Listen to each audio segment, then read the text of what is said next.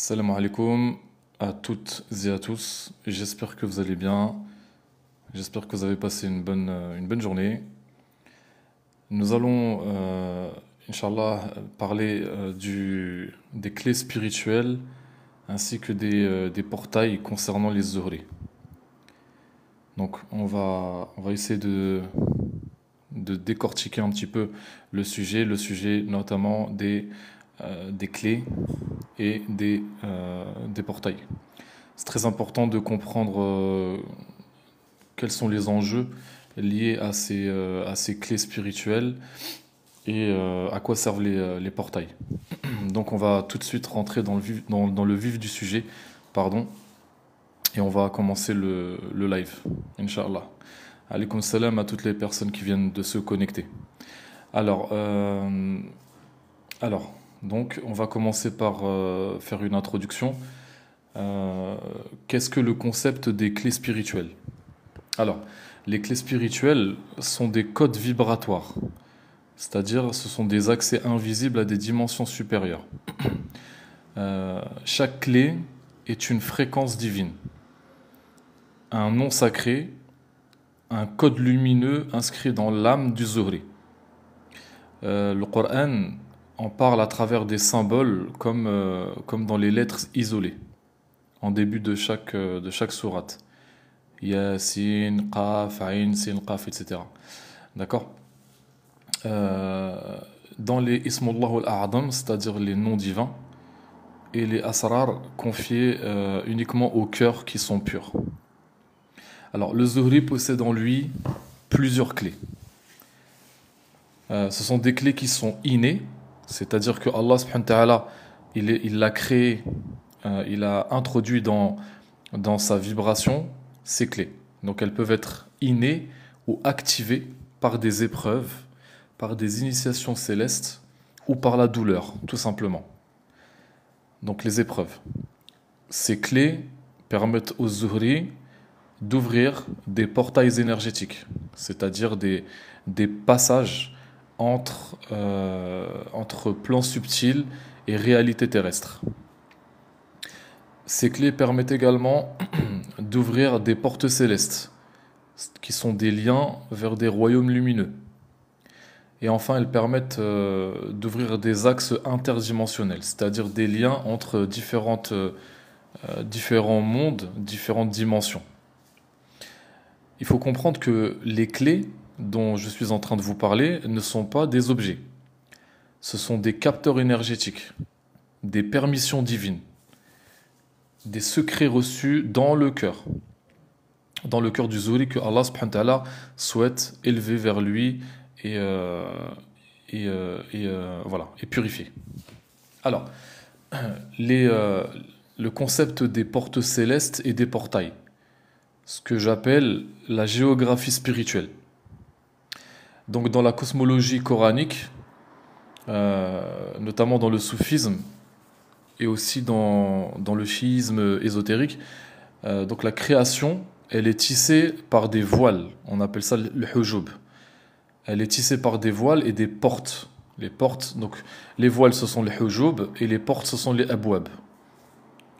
Entre les mondes, entre les différents mondes, par exemple la dunya, donc le monde 3D, le monde matériel dans lequel nous vivons, entre les mondes, par exemple le barzakh, le malakut, le jabarut, le lahut, etc., etc., le nasut, tout ça, ce sont des mondes.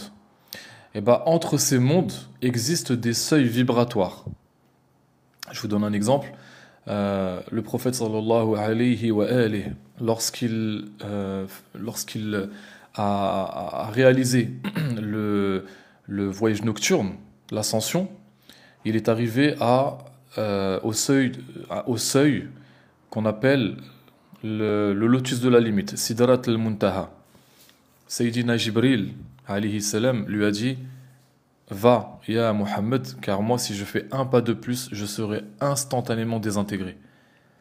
Donc il n'avait pas la vibration assez grande, alors que là, on est en train de parler de Sayyidina Jibril alayhi salam, qui est le chef, le général en chef des armées d'Allah, donc le chef des anges.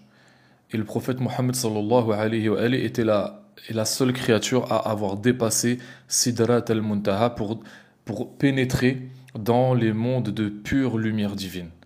D'accord? Donc, entre ces mondes-là, donc la dunya, le barzakh, le malakut, le jabarut, le lahut, le nasut, etc., existent des seuils vibratoires.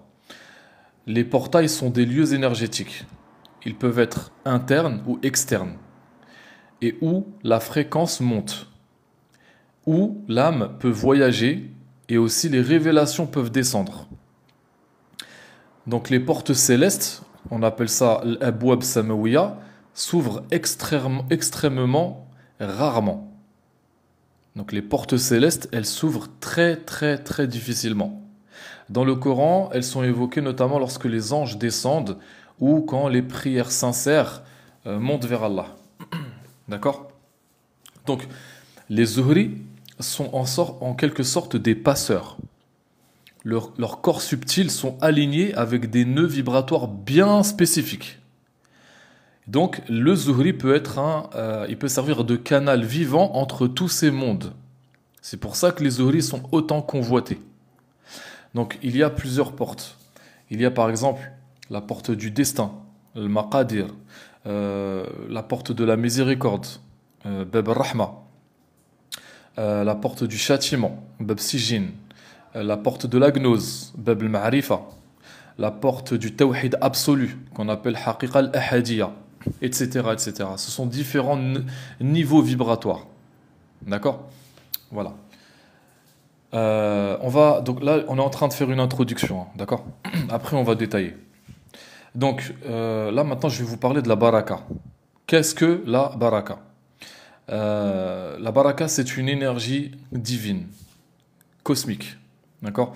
La baraka, c'est l'empreinte énergétique du divin dans une créature. Ça peut être une créature, ça peut être un lieu, ça peut être un acte, tout simplement. En fait, c'est une mémoire lumineuse, c'est une source d'expansion, une semence spirituelle. C'est une trace divine dans une créature, dans un lieu, dans un acte.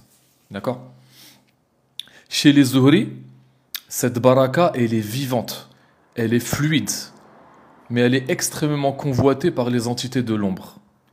En fait, elle est comme l'huile sacrée dans les lampes des élus. Vous voyez ce que je veux dire? Donc, quand le cœur du Zuhri est pur, masha'Allah, et ben cette baraka, elle commence à guérir, elle commence à illuminer, elle commence à protéger, elle ouvre même des portails invisibles. Et surtout, elle irrite, elle met en colère les forces obscures qui cherchent à l'éteindre par tous les moyens. C'est ça la baraka. D'accord? Voilà. Qu'est-ce que maintenant l'énergie? Donc encore une fois, je suis en train de faire une intro et après on détaillera point par point. L'énergie, ça peut être donc elle peut être un flux divin, elle peut être également une prédation démoniaque. Donc j'avais fait un autre live où j'avais parlé de la prédation du Zuhri. Donc le flux énergétique qui traverse l'univers tout entier, il est soit tawhidique, c'est-à-dire connecté à l'unité divine, soit fragmenté, dissocié, parasité. Les entités sombres, les djinns rebelles, les forces du Dajjal, les démons, etc., se nourrissent de cette énergie qui est fragmentée, dissociée, parasitée, phagocytée, siphonnée. D'accord? Et les Zuhri, tout à l'heure j'ai dit quoi? J'ai dit que ce sont des passeurs. Les Zuhri sont également des catalyseurs. Leur énergie, elle peut soit activer des vortex, des portails naturels, soit purifier un lieu, soit réanimer des âmes affaiblies. Et elle peut également détruire des pactes ténébreux. Quand cette énergie, justement, est alignée avec Allah subhanahu wa ta'ala. Mais quand le Zuhri est affaibli, soit par le doute, dans sa foi, dans sa mission, etc., soit par la sorcellerie, il est attaqué, il est visé par des sorciers, par le mal occulte, soit par le viol, parce qu'il y a des Zuhri qui sont violés, soit par la trahison, et ben leur énergie, elle devient vulnérable. Et elle peut même, dans les cas les plus graves, servir aux forces ténébreuses. Il y a beaucoup de zuhri qui sont récupérés. D'ailleurs, il faut savoir que la plupart des zuhri, enfin la plupart des sorciers, pardon, sont zuhri. Des zuhri qui ont été récupérés. Ensuite, on va parler de la fin des temps, c'est-à-dire la bataille des portails. À la fin des temps, la guerre, elle est énergétique, mais elle est surtout pour les portails. Ils se battent pour les portails. Parce que plus vous contrôlez de portails, plus vous contrôlez le monde. Donc, le système du Dajjal, c'est un réseau d'énergie inversé. Le Dajjal n'est pas qu'un homme borgne. C'est avant tout, comme je l'avais dit la dernière fois, un système énergétique inversé. Une matrice d'anti-lumière. Donc, oui, bien sûr, le live sera enregistré et je vais le mettre sur ma chaîne YouTube. Donc ma chaîne YouTube, c'est Nour Guérison. Exactement comme je l'ai écrit ici sur TikTok. Donc, je disais que le Dajjal, c'est avant tout un système énergétique inversé. C'est une matrice d'anti-lumière. En fait, le Dajjal construit des portails inversés. On appelle ça Bab al-Shaytan. Donc, ce sont des portes ténébreuses. D'accord? Comment il s'y prend? À travers l'intelligence artificielle qui imite le divin. Je l'avais dit la dernière fois. J'avais fait un live sur le transhumanisme où j'avais parlé du danger de l'intelligence artificielle. Donc, l'IA imite le divin. À travers également des implants énergétiques. Donc, je l'avais également expliqué dans mon autre live sur le transhumanisme, les implants énergétiques par le graphène, par PEC 2000, etc. etc. D'accord? Par la technologie des djinns rebelles. La technologie des djinns rebelles, c'est quoi? C'est le mimétisme, l'illusion, la neuromanipulation, etc., etc. Et enfin, par les rituels de pacte. D'accord? Par exemple, quand un haut sorcier, enfin un haut prêtre noir, veut ouvrir un portail de ténèbres, c'est extrêmement difficile. C'est pas de la simple sorcellerie. C'est pas de la sorcellerie de bas étage. C'est pas de la simple magie noire. Ouvrir un portail de ténèbres nécessite une quantité colossale d'énergie sale, d'énergie corrompue, des sacrifices, du sang, des choses absolument ignobles et horribles. Parce que quand il arrive à ouvrir un portail, les entités qui descendent, ce ne sont pas des simples shayatins. C'est des démons de haut rang. D'accord? Voilà. Donc, voilà. Donc, le système du Dajjal cherche à fermer les portes célestes et à contrôler les clés détenues par les âmes éveillées que sont justement les Zuhri. C'est pour ça que les Zuhri sont les premiers ciblés. Ok? Alors, pourquoi les Zuhri sont visés? Tout simplement parce qu'ils sont nés avec des portails qui sont ouverts. Dès l'enfance, certains Zuhri perçoivent l'invisible. Ils ressentent les intentions des gens. Ils attirent les entités. Ils ont des capacités, mashallah. Ils portent également la lumière pré-Mehdiya. Certains Zuhri sont directement liés à la lignée des soldats de l'imam al-Mahdi, alayhi salam, qui est le plus grand avatar de tous les temps, l'imam al-Mahdi, alayhi salam. Parce que également leur énergie est une menace pour le système de contrôle mondial. Ils ont aussi des clés anciennes qui ouvrent les véritables portails de retour à la justice divine. D'accord?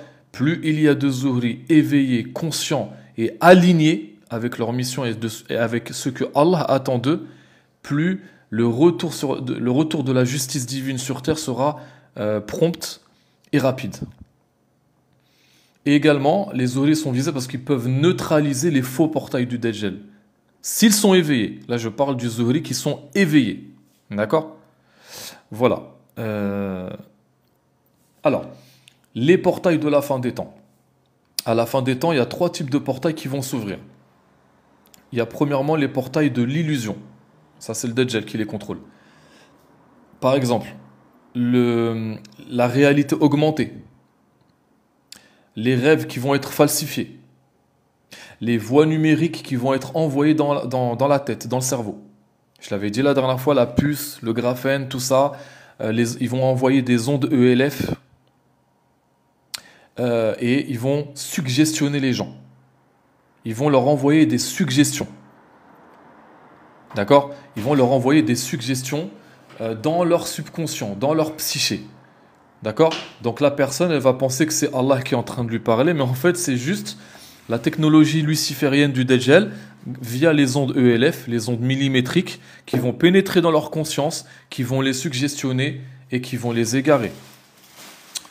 C'est comme ça que ça se passe. D'accord? Voilà. Donc, c'est extrêmement difficile de rester aligné avec l'énergie divine, avec la mission que Allah subhanahu wa ta'ala attend de nous à la fin des temps. D'accord? Parce que justement, comme je l'ai dit à maintes reprises, ce sont les zuhris qui sont attaqués le plus. Voilà. Donc, je disais, les portails de l'illusion. Donc, je disais également que c'est par le biais de la réalité augmentée, les rêves qui vont être falsifiés, puisqu'ils peuvent rentrer dans votre psyché, ils peuvent vous induire en erreur au niveau de faux rêves, les voies numériques dans la tête, ça j'en ai parlé, l'accès par des pactes, par le transhumanisme, par la magie noire de haute volée et à l'échelle mondiale, etc. Le deuxième type de portail, ce sont ce qu'on appelle les portails karmiques ou du barzakh, enfin liés, inhérents au barzakh. Donc, par ces portails, ils vont avoir la possibilité de réactiver des mémoires collectives. Il va y avoir la révélation des pactes familiaux qui sont non purifiés et surtout l'affrontement entre héritage de lumière et lignée démoniaque. Et enfin, le troisième type de portail qui vont s'ouvrir à la fin des temps, ce sont les portails qui seront contrôlés par l'imam al-Mahdi, alayhi salam, qui sont des portails célestes, ouverts par les prières, la pureté, la justice, etc. Qui sont aussi, il y a des clés qui seront activées par les noms d'Allah, par le tawhid vivant, par le dhikr profond. Le tawhid, c'est pas dans les livres. Alors ils me font un peu rigoler certaines personnes, certains frères, certaines sœurs. Le tawhid, il faut apprendre le tawhid. Non, le tawhid ne s'apprend pas. Tu es le tawhid. Tu es le tawhid. Tu le vis intérieurement. C'est un état d'être le tawhid. C'est pas dans les livres. Et enfin, par le biais, donc les portails de l'imam al-Mahdi alayhi salam vont être ouverts par le biais de révélations cosmiques, par des appels célestes. Il y a des gens qui seront appelés par Allah directement et par l'activation des missions des zuhris qui seront choisis par Allah. Voilà. Donc, les clés de la dernière heure, les clés de la fin des temps, c'est quoi? Ça sera, donc, les clés seront des versets cachés, activés par la vibration, des noms d'Allah spécifiques à chaque type de mission, par exemple des missions de protection, des missions de guérison, des missions d'enseignement, des missions de révélation, des missions de guidance, des missions de combat, etc., etc. Par des grilles énergétiques transmises par rêve ou par vision, et également par des savoirs sacrés qui ont été oubliés, que seuls les zuhris éveillés de la fin des temps sauront lire et décrypter. D'accord? Donc les zuhris, en fait, ils sont directement liés aux clés spirituelles, au portail, à la baraka et au portail céleste de la fin des temps. Là, je parle des zuhris choisis, des zuhris qui ont purifié leur cœur, qui ont soigné leur âme, soigné leur comportement, qui ont cheminé vers Allah. Je ne parle pas de n'importe quel zuhri, je parle du zuhri qui est choisi. D'accord? Voilà. Alors, donc, qu'appelles-tu zuhri éveillé? Depuis tout à l'heure, je suis en train d'expliquer ce que c'est. Donc, la lumière intérieure de ces zuhri, c'est une porte vivante. C'est un point de rupture entre les mondes. Parce que le Dajjal, il veut cloner les clés des zuhri. Il veut voler leur baraka. Il veut parasiter leur vision. Et surtout, il veut les réduire au silence. Mais, si les zuhri se réveillent, s'éveillent, se purifient, se rassemblent entre eux, il n'y a plus d'ego, il n'y a plus rien. On est là pour Allah, on est ensemble pour Allah. Et ils peuvent rouvrir les portails lumineux, les portails de la miséricorde et justement préparer l'arrivée de l'imam al-Mahdi, alayhi salam. Ce n'est pas nous qui attendons l'imam al-Mahdi. C'est l'imam al-Mahdi qui nous attend. Ça, il faut bien le comprendre. D'accord? Alors, on va parler maintenant. En fait, subhanallah, il y a une époque, il va y avoir une époque. Donc, cette époque, elle est annoncée dans les Saintes Écritures. Elle est murmurée par les cœurs éveillés. Elle est redoutée par les forces des ténèbres. Et elle est bénie des cieux. C'est l'époque où les voiles tomberont, où les portails s'ouvriront, subhanallah, et où la clé des élus, donc de ces zuhri-là, vont briller. Et bien cette époque, sachez mes frères et sœurs, c'est la nôtre. C'est aujourd'hui que tout se joue. Dans le silence intérieur, il y a ces êtres porteurs de lumière, ces zuhri. Ah, vous avez entendu l'adhan, mashallah, alhamdoulilah. Donc vous avez entendu, ces âmes qui sont scellées avec Allah, qui sont scellées à Allah, enfin qui sont reliées à Allah par le biais d'un pacte prééternel. Ce sont des âmes choisies déjà dans la prééternité. Allahu Akbar. Ce sont eux les zuhri. Donc leur présence sur terre, elle est une brèche dans le système de contrôle de masse. Leur énergie n'obéit pas aux lois artificielles. Leur âme possède des codes célestes. Et leur destin, subhanallah, s'il est activé, wallahi, wallahi, wallahi, il peut détruire des siècles d'envoûtement collectif. Un seul zuhri éveillé, conscient et aligné avec la lumière d'Allah peut faire de lourds dégâts. C'est pour ça que vous êtes attaqués, mes frères et sœurs. Alors, tout à l'heure, je parlais de clés. Maintenant, on va rentrer un peu plus dans le détail. Qu'est-ce qu'une clé spirituelle? Tout à l'heure, en introduction, je vous ai un peu parlé des clés. Maintenant, on va rentrer un peu plus dans le détail. Alors, une clé spirituelle n'est pas un objet. C'est une signature vibratoire sacrée. Elle est inscrite dans les couches subtiles de l'âme. En fait, la clé, c'est un accès. C'est une permission divine. C'est un pouvoir énergétique latent dans le code ADN dans le code ADN énergétique du zuhri. Elle permet d'ouvrir ce que l'œil ne voit pas, ce que la matière ne peut pas contenir. Donc chaque clé appartient à une fréquence céleste qui est liée à un nom d'Allah ou à une énergie prophétique.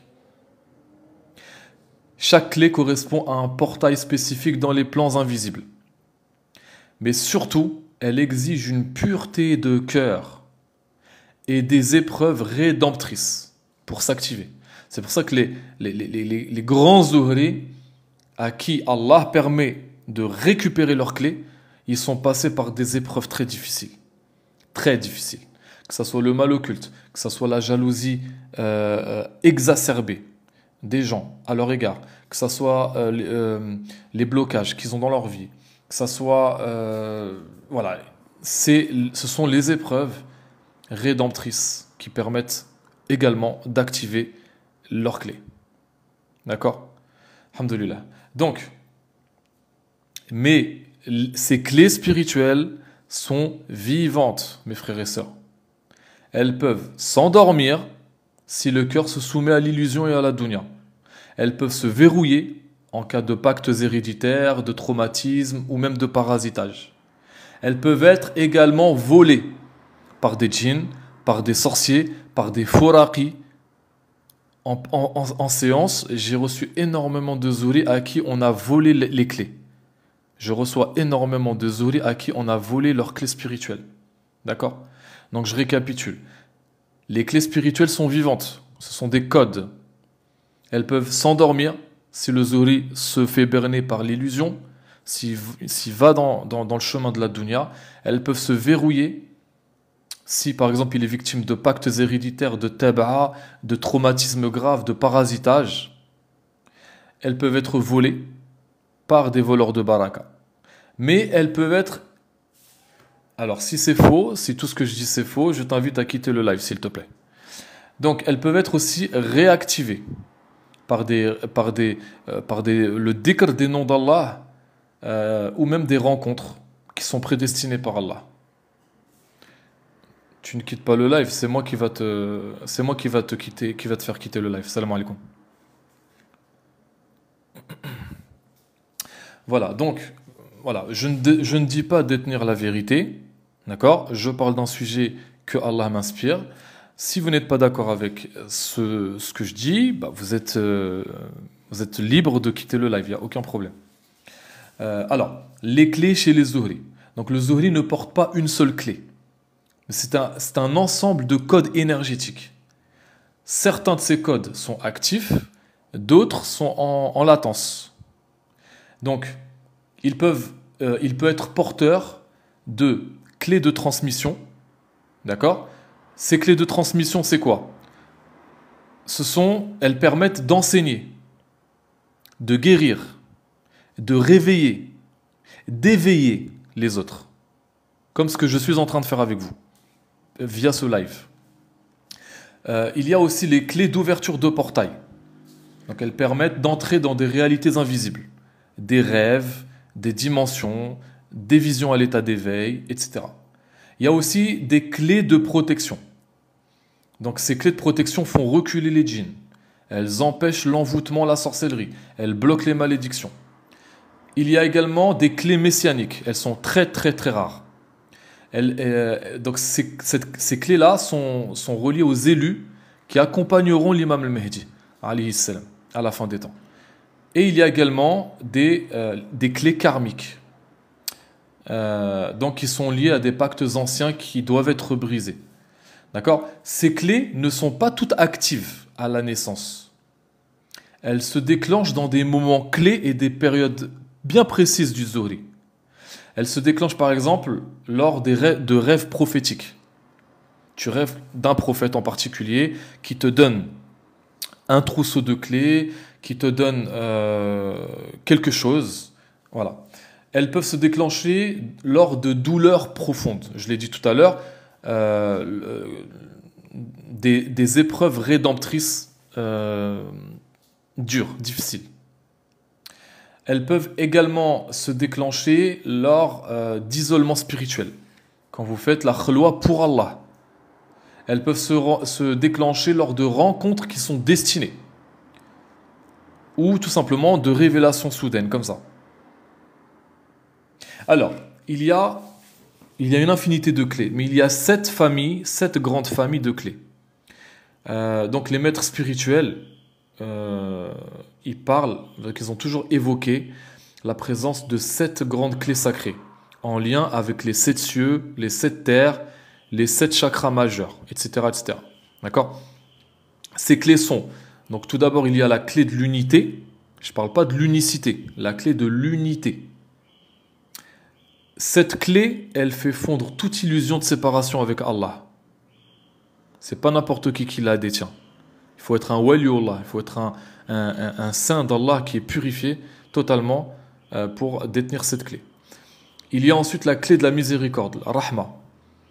Cette clé, elle libère les lignées, elle guérit les cœurs, elle nettoie. Il y a ensuite la clé de la vérité, le haqq. Elle dissout les pactes ténébreux.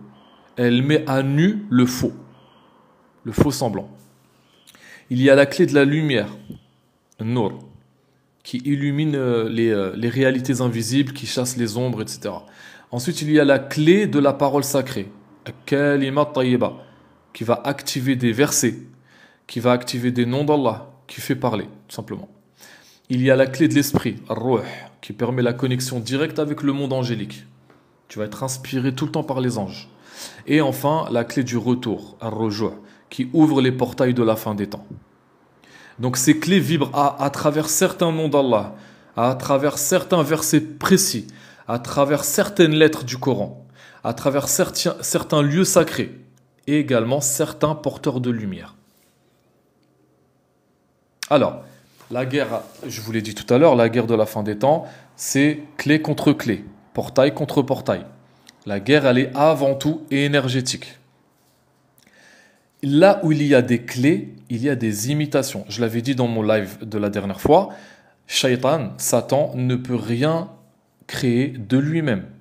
Tout ce qu'il est capable de faire, c'est imiter Allah, imiter le divin, singer Dieu. singer Allah, reproduire, mais dans une falsification grossière et peu précise.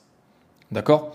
Donc lui, Shaitan, donc le système du Dajjal, hein, il est basé sur des algorithmes numériques via l'intelligence artificielle, en imitation à la matrice divine, la matrice que Allah a créée, qui est régie par des algorithmes de lumière, des algorithmes divins.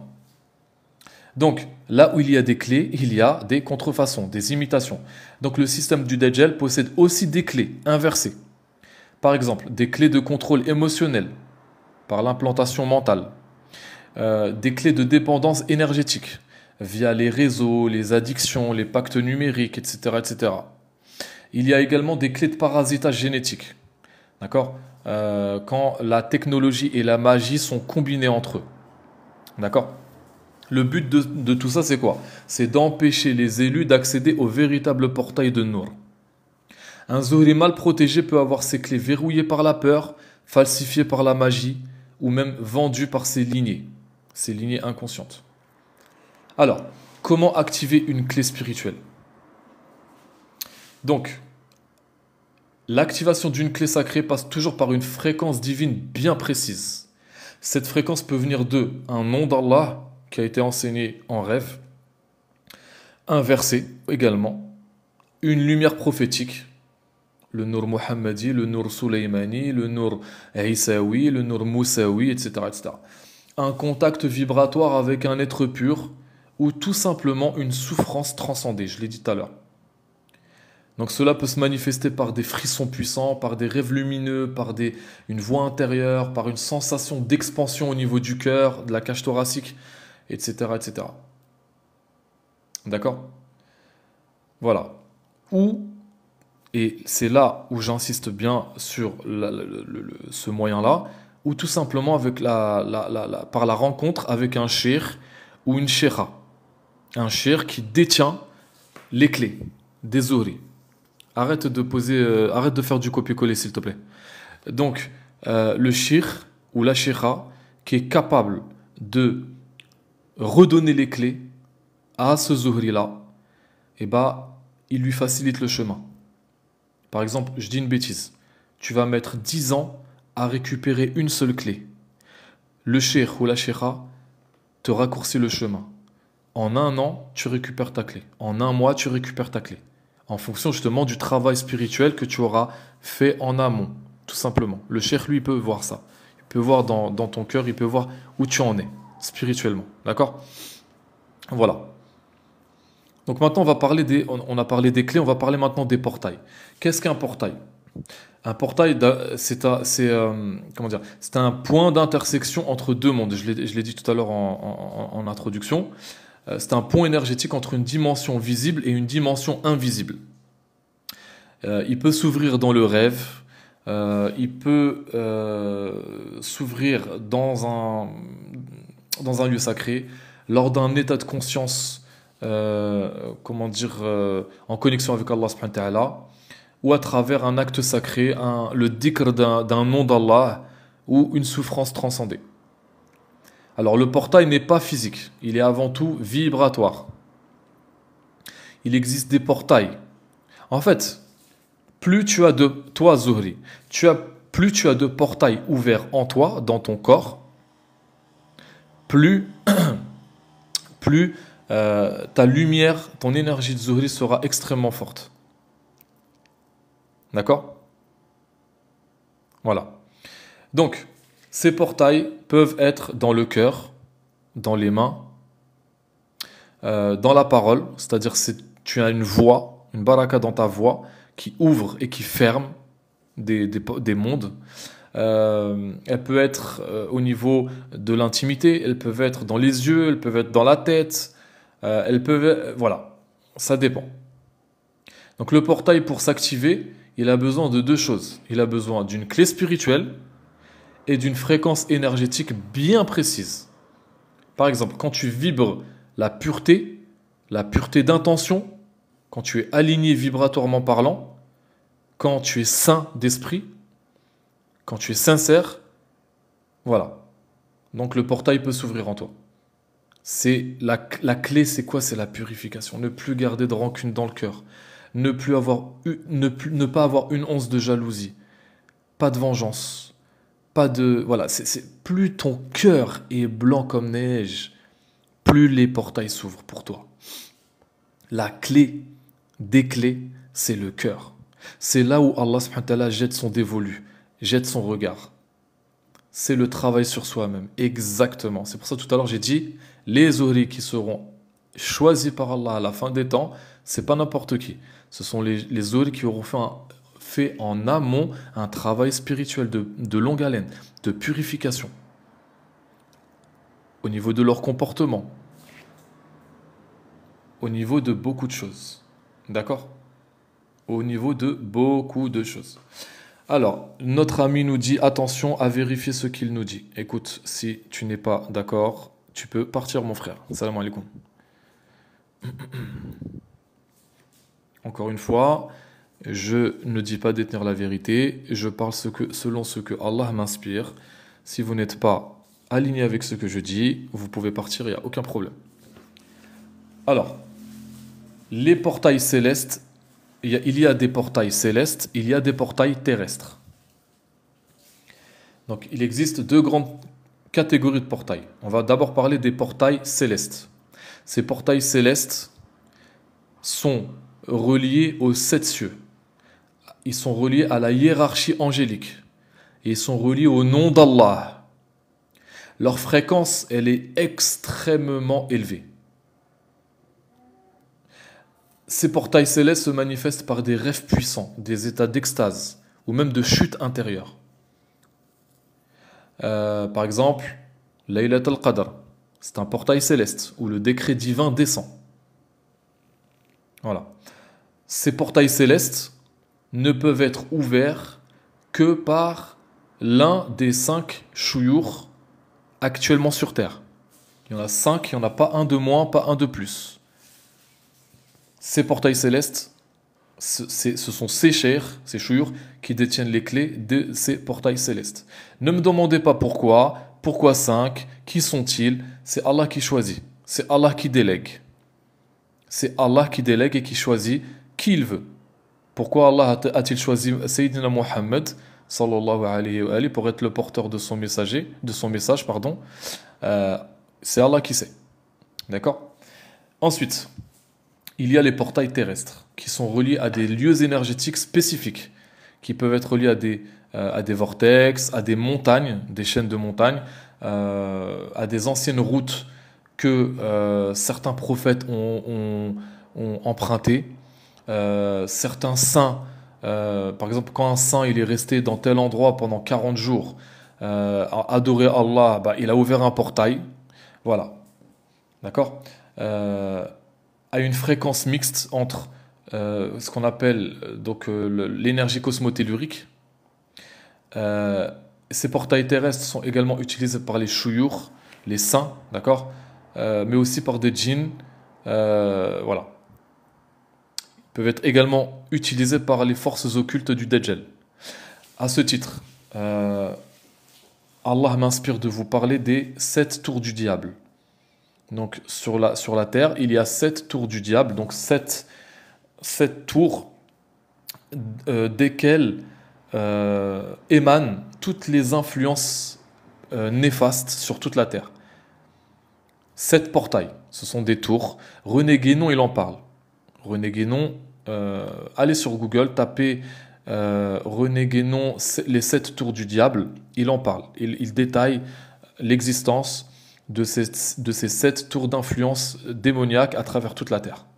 Donc ce sont 7 portails démoniaques. D'accord? Voilà. Donc, par exemple, il y a certaines grottes du Rif au Maroc, certaines grottes dans les montagnes du Haut Atlas au Maroc, certaines sources sacrées, la Kaaba, tout ça, ce sont des portails terrestres. René Guénon n'est pas franc-maçon. René Guénon était franc-maçon et il est sorti. Lorsqu'il a vu que c'était de la contre-initiation, que c'était luciférien démoniaque, il est sorti de la franc-maçonnerie et il a dénoncé. Il a dénoncé la franc-maçonnerie. Et d'ailleurs, ce sont eux qui l'ont tué. Pendant 9 mois, il a été attelé dans son lit et il est mort comme ça. D'accord? Donc parlez de ce que vous maîtrisez, s'il vous plaît. Oui, il est devenu musulman et il est devenu un shir, bien entendu.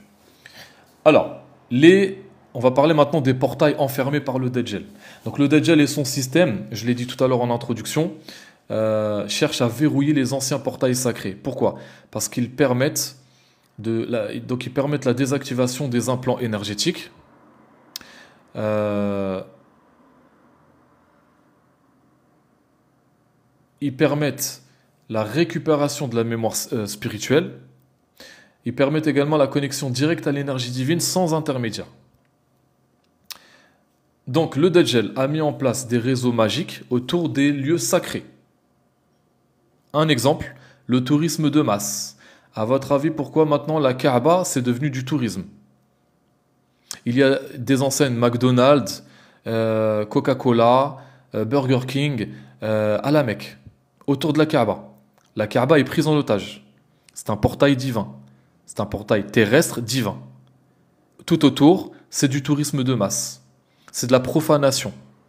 D'ailleurs, lors de Arafat, vous voyez des obélisques en forme de phallus, donc qui est un symbole franc-maçon, d'accord? Et les pèlerins, dans leur ignorance, ils vont se jeter sur l'obélisque et ils le touchent, etc. Donc voilà. Donc le Dajjal a mis en place des réseaux magiques autour des lieux sacrés. Le tourisme de masse, la profanation, des réseaux Wi-Fi sataniques. Nous utilisons tous Internet. www, c'est 666 en vérité. Voilà. Je dis ça, je dis rien. Donc nous utilisons tous le réseau Wi-Fi satanique. D'accord? Médine est largement plus propre et plus lumineuse que la Mecque. À titre d'exemple, je vous le dis.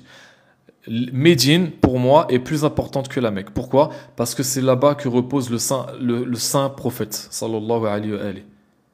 Et pour moi, la dépouille mortelle, le corps béni du prophète, sallallahu alayhi wa alayhi, est beaucoup plus important que la Kaaba. Voilà. Donc, il a mis en place également des portes inversées via les écrans de nos téléphones, de nos smartphones, de nos ordinateurs, de la télé. Il a mis en place des miroirs. Il a mis en place également des sons. La musique généralisée sur toute la surface de la planète. Ça, ce sont des portes inversées. Quand vous faites entrer la musique dans vos oreilles, qui rentre dans votre cerveau, donc dans votre psyché, donc dans votre subconscient. C'est un portail de ténèbres. C'est une fréquence, tout simplement. Donc il a mis en place également des verrous énergétiques et vibratoires. Par exemple, les addictions, les pactes sexuels, les traumatismes, etc. Chaque fois qu'un zuhri actif, approche d'un portail, il est automatiquement attaqué. Par des djinns, par des rêves perturbés, par des blocages soudains. Pourquoi? Parce que sa clé, elle peut ouvrir ce portail-là. Et cela menace l'équilibre du faux système, justement. Alors, maintenant, on va parler des portails biologiques au niveau du corps. Je l'ai dit tout à l'heure, encore une fois, le corps du zuhri lui-même est un système de portails. Il y a le chakra, donc les 7 portes, les 7 chakras. Le chakra racine qui est un portail vers la terre-mère, vers les lignées, vers les ancêtres. Sachez que les sorciers, quand ils vous font un travail occulte, ils vont attaquer vos chakras. Chaque chakra, il a une spécificité et une vibration particulière. Donc le chakra racine, c'est le portail vers la terre-mère, vers les lignées, les ancêtres, etc. Le chakra sacré, au niveau du pubis, c'est le portail de la mémoire karmique, des pactes et aussi de la sexualité sacrée. Le troisième portail au niveau du plexus solaire, qu'on appelle le chakra du plexus solaire, c'est le portail du pouvoir divin et de la volonté prophétique. Le chakra du cœur, c'est le portail du Nur Muhammadi, qui est la lumière du saint prophète, sallallahu alayhi wa alayhi. Le chakra de la gorge, c'est le portail de la parole créatrice, parce que Allah a créé la création avec le pouvoir du son, le kun, la parole. La parole est créatrice. D'accord? Je vous donne un autre exemple. Il y a une histoire, une femme son enfant, il a fait une bêtise. Et elle lui a dit, va, que le diable t'emporte. Elle lui a dit comme ça. Il s'est automatiquement fait posséder par un démon. Donc le démon est rentré en lui. Il a commencé à lui faire la misère. Sa vie est devenue cauchemardesque. Quand ils ont ramené un raqi, donc le raqi est en train de lire, en train de brûler le djinn lui a dit, mais c'est elle qui m'a invité. Et il s'est tourné vers elle, il lui a dit, comment ça? Il a pensé qu'elle avait fait de la sorcellerie à son fils. Elle lui a dit, non, j'ai rien fait. Le djinn lui a dit, si, tu m'as appelé. Tu as fait une imprécation contre ton fils. Ça a ouvert un portail dans son aura. Je suis rentré. Donc la parole est créatrice. Il y a le chakra du front, qui est le portail de la vision intérieure, du lien avec les anges. D'accord? Oui, c'est Isis Cappuccino qui avait raconté cette histoire, exactement. Bah, je l'ai écouté de cette youtubeuse. Tu la connais, machallah, exactement. C'est d'elle que j'ai entendu cette histoire.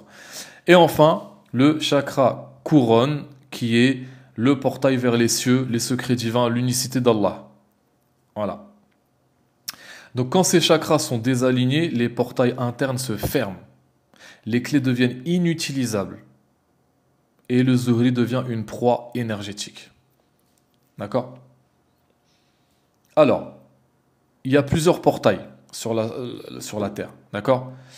La Terre, elle est tissée de lignes énergétiques très très très anciennes. Ces lignes énergétiques, c'est comme des autoroutes, des routes énergétiques. Donc, vous voyez, par exemple, dans un pays ou une ville, dans un pays, il y a un réseau d'autoroutes, de routes, de départementales, etc., etc. Et bah, sur la surface de la Terre, il y a des autoroutes et des routes énergétiques qui étaient connues des civilisations initiées. Les Égyptiens, les anciens Berbères, les Mayas, les Celtes, les Babyloniens, etc., etc. Ces lignes, elles relient les portails entre eux. D'accord? Comme un réseau en fait d'autoroutes spirituelles. D'accord? Donc, certaines grandes lignes passent par la Mecque, par Jérusalem, par la ville de Cordoue. Il y a quoi encore? Il y a le mont Sinaï, le Haut Atlas marocain, certaines grottes du Moyen Atlas au niveau du Maroc, et certaines zones d'Andalousie et même du Yémen. Donc ces lignes, elles ont été détournées par le Dajjal, ou elles vont être détournées par le Dajjal. Comment? Par des obélisques modernes, par des antennes 5G, par des statues de contrôle vibratoire, la tour Eiffel, contre-initiation, le monument Washington, comment ça s'appelle? La statue de la liberté. Tout ça, les obélisques, les grands obélisques, Big Ben qui domine la Mecque. Ces monuments de contre-initiation ont été placés pour court-circuiter les flux divins au niveau de la Terre. D'accord? Alors, comment s'active un portail? Les trois conditions sacrées sont les suivantes. Un portail ne s'ouvre jamais par hasard. Il s'ouvre au moment juste, choisi par Allah, par la vibration juste et avec la présence juste. C'est-à-dire un maître, un shir, quelqu'un qui va être le déclencheur. Vous voyez ce que je veux dire? Si un portail... Alaykoum salam à Moulay Hassan, comment vas-tu, Khouya? Ça va? Alhamdulillah, ça fait plaisir que tu sois là. Donc, un portail mal activé par la peur, par la magie, etc., devient une faille par où les djinns peuvent entrer. Par exemple, alors attendez, le frère il pose une question. Karbala, c'est pas corrompu. Non, Karbala, c'est pas corrompu. Alhamdulillah. Alors, le Zuhri, il est à la fois une clé et un portail. Donc il peut, je l'ai dit, ouvrir des dimensions, libérer des âmes qui sont enfermées, accéder à des archives spirituelles, guérir par des voyages astraux, divinement guidés bien entendu. Mais s'il n'est pas initié, s'il n'a pas fait de travail intérieur, s'il est loin d'Allah, hein, tout simplement, il devient un portail ouvert à tous les vents, que ce soit les djinns, les démons, les parasites, etc. Il devient un accélérateur karmique, donc il va attirer le mal pour le purifier. Encore ce matin, j'ai reçu un mail d'une personne Zuhri qui me disait que les gens sont attirés par elle, donc ils ont des gros problèmes dans leur vie, et ils repartent, leurs problèmes se résolvent, pardon, et elle reprend elle reprend le problème de la personne en fait. Donc un accélérateur karmique. Et si le Zuhri est non conscient, bah, il devient un prisonnier des fausses visions, des interférences démoniaques, djinniques, etc. Donc, le travail de purification, de silence intérieur, de récitation et de connexion à des noms d'Allah bien particuliers est obligatoire pour qu'il devienne un gardien sacré de ces portails et non une victime. D'accord, vous comprenez? Maintenant, on va parler de la baraka. On va parler de la baraka. La baraka, je l'ai dit en introduction, c'est une énergie divine et c'est l'immunité des élus. La baraka, c'est l'énergie subtile du souffle divin qui va irriguer tout l'univers. Elle est invisible mais palpable. Elle est silencieuse mais vibrante, vibratoire. Elle agit comme une fréquence de grâce, comme une onde d'abondance, subhanallah, et comme une protection multidimensionnelle. Donc la baraka peut par exemple prolonger la vie.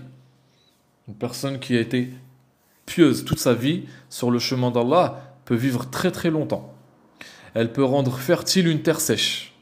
Sayyidina al-Khidr, alayhi salam, quand il apparaît, quand il marche sur une...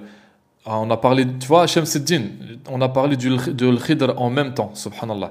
Donc al-Khidr, alayhi salam, il peut, quand il marche sur une terre, comment dire, sèche, une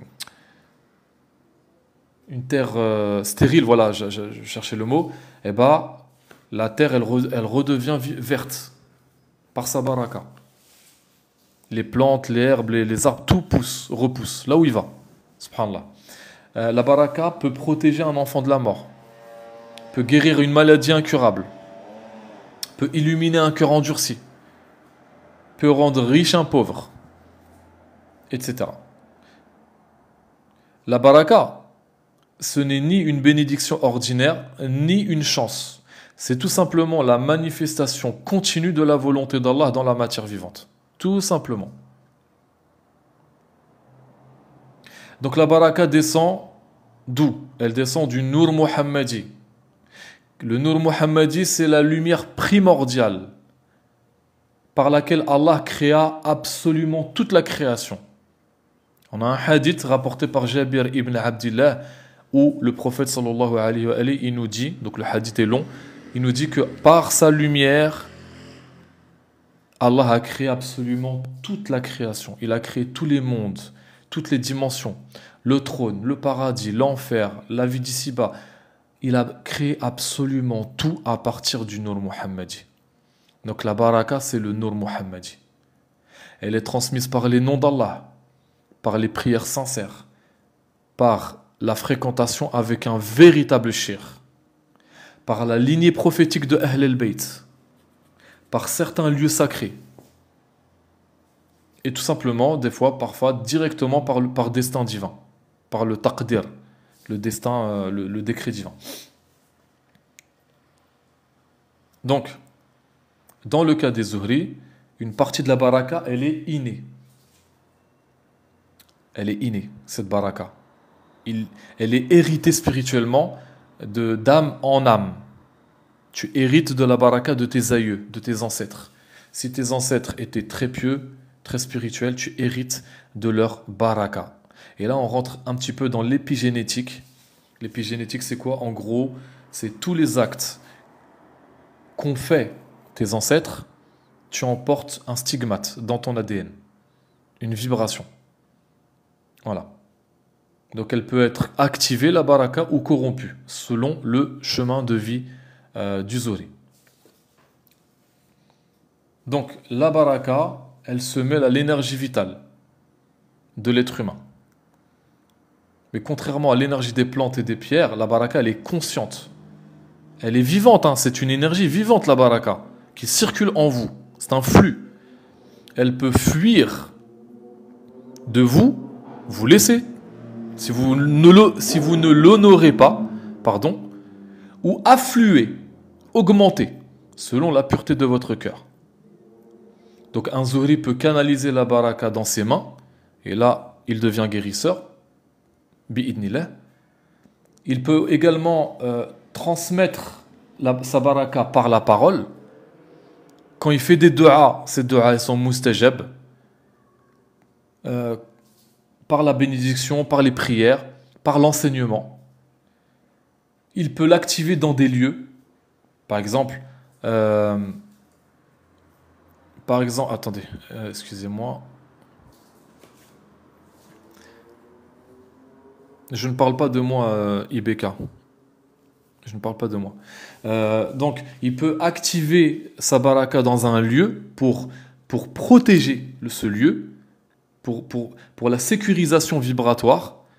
Par exemple, il vient dans un lieu, dans une maison, il veut protéger cette maison, ses habitants, etc. Il peut activer consciemment sa baraka avec cette intention-là. D'accord ?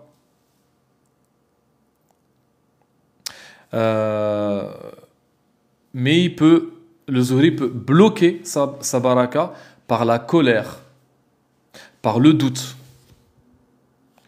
par le péché, les grands péchés, etc. D'accord ? Maintenant, on va parler du vol de la baraka par les djinns et par le système du Dajjal.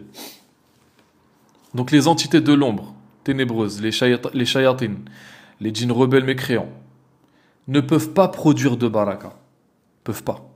Ils sont coupés d'Allah. Donc elles ne peuvent que l'aspirer à travers le regard, à travers les relations sexuelles corrompues, à travers la nourriture corrompue, à travers les émotions corrompues, toxiques. Ils peuvent la capturer dans des objets souillés, par exemple les médias, les tatouages sataniques, les bijoux qui contiennent une malédiction, etc. etc. Ils peuvent la rediriger dans des réseaux occultes pour des sacrifices, pour sceller des pactes, pour envoyer une magie noire.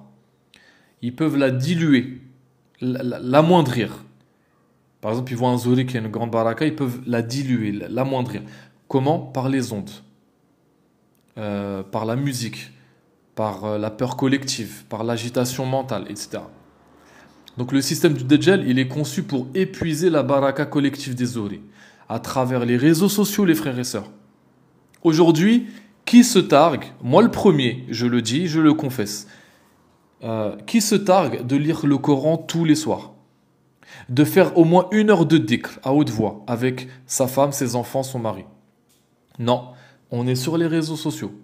Donc le système du Dajjal, il épuise la baraka collective à travers les réseaux sociaux, à travers l'exposition à la lumière artificielle.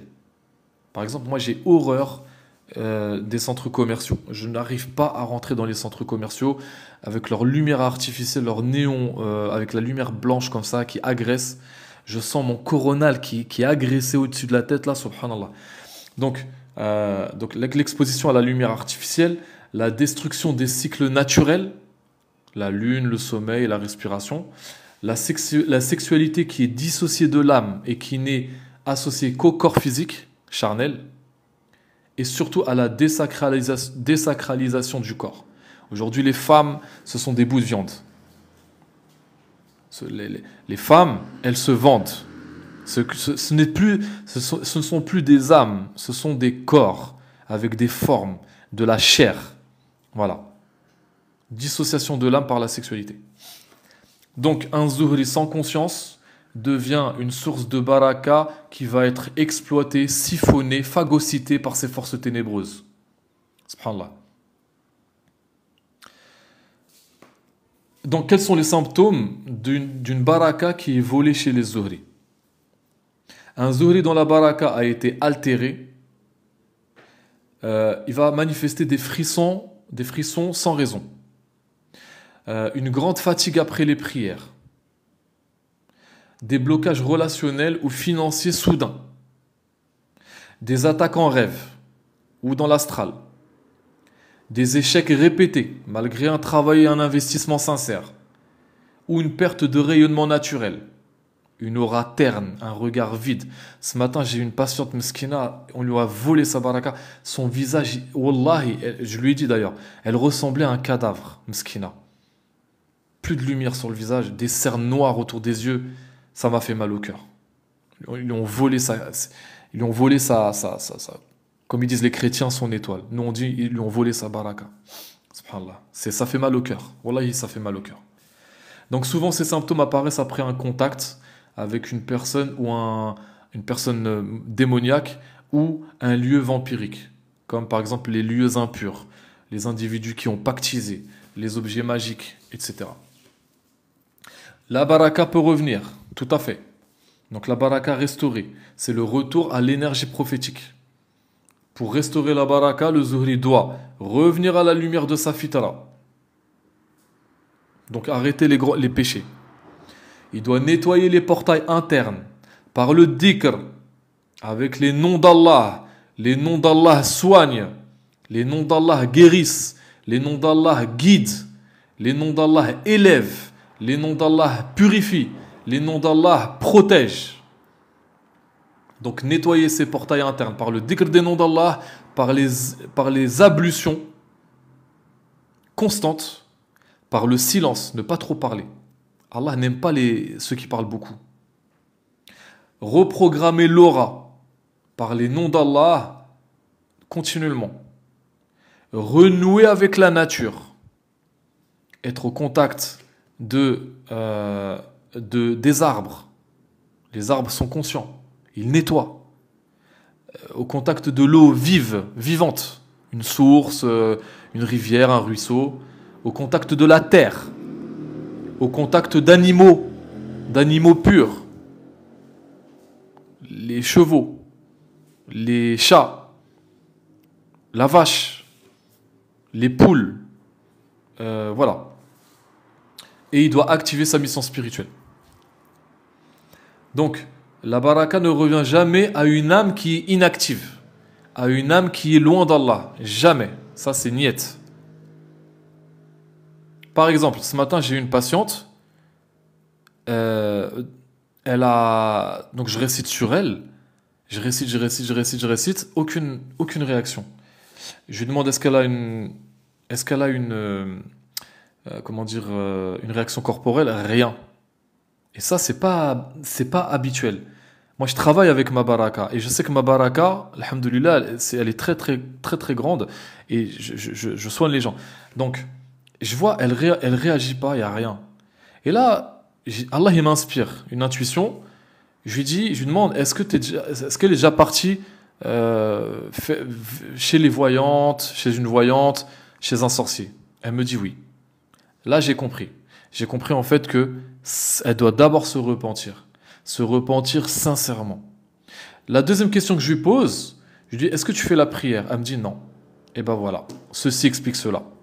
Je lui dis, même si tu vas voir le plus grand raqi de la planète Jupiter ou Saturne, tu guériras jamais. Il faut déjà premièrement que tu te repentes sincèrement de ce que tu as fait, parce que tu as ouvert un portail, et que tu reprennes la salat, que tu soignes ta relation avec Allah. Donc je disais, la baraka ne revient jamais à une âme qui est inactive. La baraka cherche, je l'ai dit tout à l'heure, c'est une énergie consciente et vivante.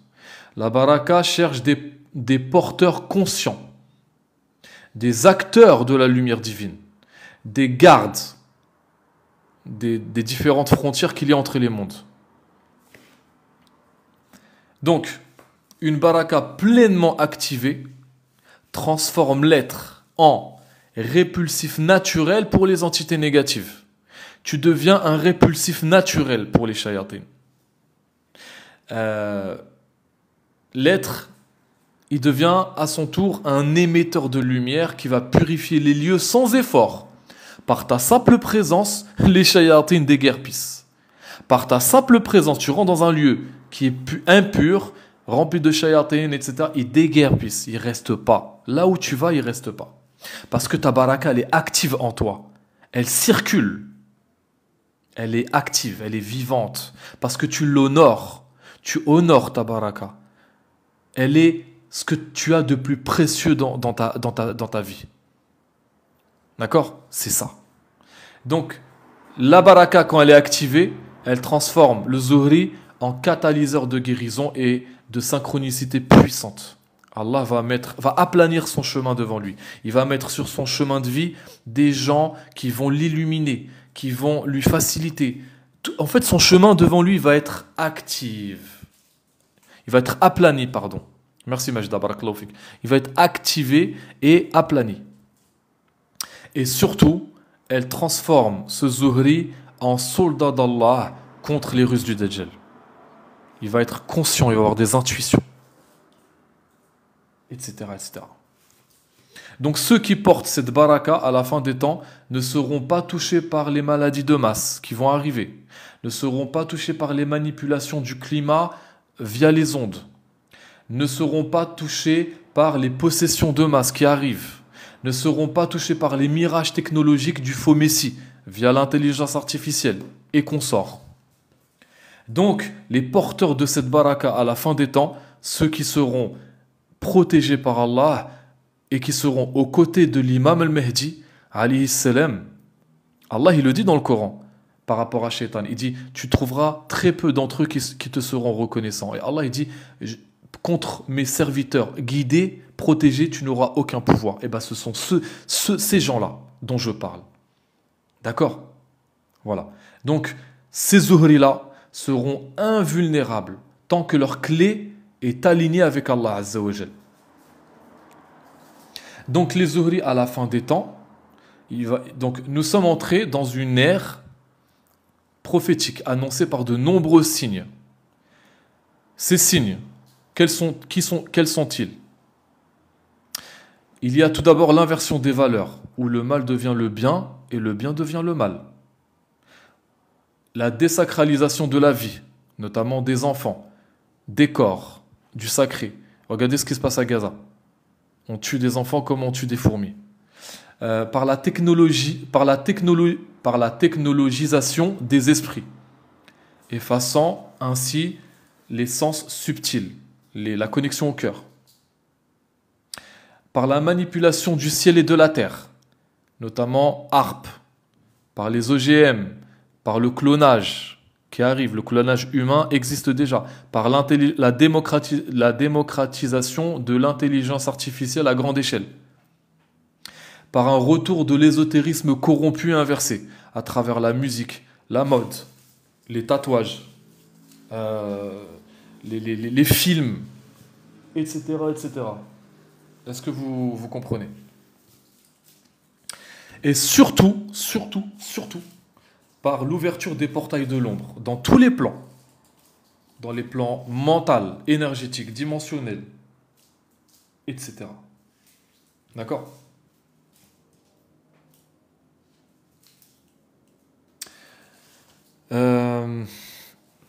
Et c'est dans ce chaos que les zuhris se réveillent. Car leur ADN, leur clé, leur portail interne et leur douleur les appellent à se lever justement. À défendre le haqq d'Allah. C'est ça. Donc le rôle des zuhri dans le plan divin. Le zuhri n'est pas un être supérieur. C'est un élu. C'est un choisi par Allah. Il est un gardien, un relais, un messager. À la fin des temps, le zuhri choisi, qui sera avec l'imam al-Mahdi, aura 7 missions principales. Je vais vous les énumérer. La première, c'est de rouvrir les portails sacrés qui ont été scellés par le système du Dajjal. La deuxième, c'est réactiver la baraka des terres qui ont été profanées. La troisième, c'est de guider les âmes perdues dans l'ombre, vers la lumière d'Allah justement. Protéger les enfants qui sont eux à leur tour, porteurs de lumière. C'est la nouvelle génération prophétique, la nouvelle génération de Zuhri qui seront avec Sidna Isa, alayhi salam, etc. La cinquième mission, c'est de détruire les liens occultes transmis dans les lignées. Tout ce qui est taba'a, pacte transgénérationnel, héritage, etc. C'est de ramener le dhikr, de ramener le tawhid et la vérité vivante dans les cœurs des gens. Et enfin, c'est de se préparer au ralliement à l'imam al-Mahdi, qui est l'armée de la lumière. Mais pour cela, il doit d'abord transcender sa propre souffrance, son propre ego. Faire un travail sur lui, tout simplement. Je l'ai dit tout à l'heure. Donc pourquoi les djinns, les démons ciblent-ils les Zuhri? Pourquoi? Les entités de l'ombre, ténébreuses, les djinns rebelles, les shayatin mécréants, surtout ceux qui seront au service du système du Dajjal, ils savent que les Zuhri possèdent une empreinte vibratoire unique qui peut désactiver leur manigance et leur malédiction.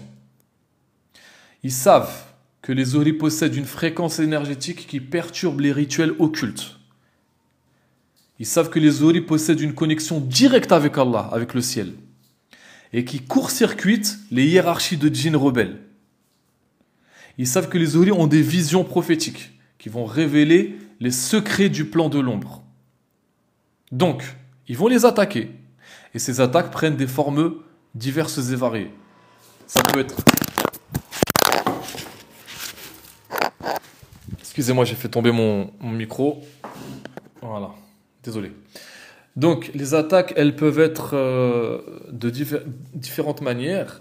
Donc, par des blocages chroniques, des blocages relationnels, financiers, spirituels, etc. Ils vont vous attaquer dans le risque, dans vos relations avec les gens, etc., etc. Par des rêves perturbés. Donc de la fausse guidance en sommeil. Hier, pas plus tard que hier, je reçois un message d'une femme, Zuhriya. Elle se prétend être la grande Zuhriya de la fin des temps, une élue, que tous les grands maîtres spirituels se courbent devant elle. Qu'elle soigne les gens, elle a soigné des centaines de personnes. Elle me contacte. Elle me contacte parce qu'elle est malade. Je dis, mais toi, tu as soigné soi-disant des centaines de personnes. Pourquoi tu ne te soignes pas toi-même? Non, bah je sais pas, machin. Je dis, ok, d'accord. J'ai fait un kashf sur elle. J'ai vu qu'elle était habitée par des djinns de plusieurs races, de plusieurs tribus. Donc je lui ai dit, voilà, voilà, voilà. Elle l'a mal pris. Elle m'a dit, oui, voilà, machin. Bref. La pauvre personne était complètement illusionnée par son ego, tout simplement. Une fausse guidance. Ils l'ont induit en erreur. Ils l'ont induite en erreur. Elle a un ego spirituel. Il y a l'ego charnel qui se nourrit des bas instincts, mais l'ego spirituel est encore plus subtil. Voilà.